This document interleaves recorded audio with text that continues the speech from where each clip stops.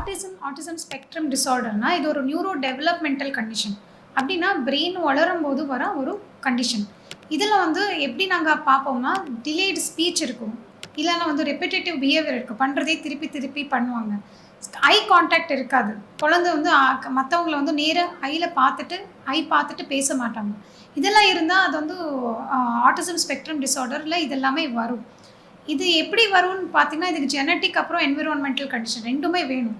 வெறும் ஜீன்ஸ் மட்டும் இருந்தா பத்தாது. ஜெனட்டிக், என்விரான்மெண்டல் எல்லா கண்டிஷன்ஸும் இருந்தா மட்டும் தான் ஆட்டிசம் ஸ்பெக்ட்ரம் டிஸார்டர் வரலாம். ஸ்பெக்ட்ரம்னா ஏன் சொல்றோம்னா, எல்லாருக்கும் ஒரே விதமான சிம்ப்டம்ஸ் இருக்காது. ஒரு பேஷண்ட்க்கும் ஒரு விதமான சிம்ப்டம்ஸ் இருக்கிறதுனால இது ஒரு ஆட்டிசம் ஸ்பெக்ட்ரம் டிஸார்டர்ன்னு சொல்லுவாங்க. குழந்தை இருக்கும்போது இப்போ டெவலப்மெண்ட் கரெக்ட்டா இல்லன்னா, அவங்க டெவலப்மெண்டல் மைல்ஸ்டோன்ஸ்ன்னு இருக்கும். இந்த ஏஜ்க்கு இதெல்லாம் பண்ணணும்னு இருக்கும். ஸோ இந்த டெவலப்மெண்டல் மைல்ஸ்டோன்ஸ் கரெக்டாக இல்லை, ஸ்பீச் டிலே ஆகுது, சொல்கிறதே திருப்பி திருப்பி சொல்கிறாங்க, ஐ கான்டாக்ட் இருக்காது, ரிப்பீட்டடாக அதே பிஹேவியர் பண்ணிகிட்டே இருக்காங்க. இதெல்லாம் இருந்தால் அது வந்து ஆட்டிசம் ஸ்பெக்ட்ரம்கான சிம்டம்ஸ் இருந்திருக்கலாம். அப்புறம் அவங்களோட மற்றவங்க இருப்பாங்க இல்லையா, சோஷியலாக மிங்கிள் ஆக மாட்டாங்க, மற்ற குழந்தைகளோட விளையாட மாட்டாங்க.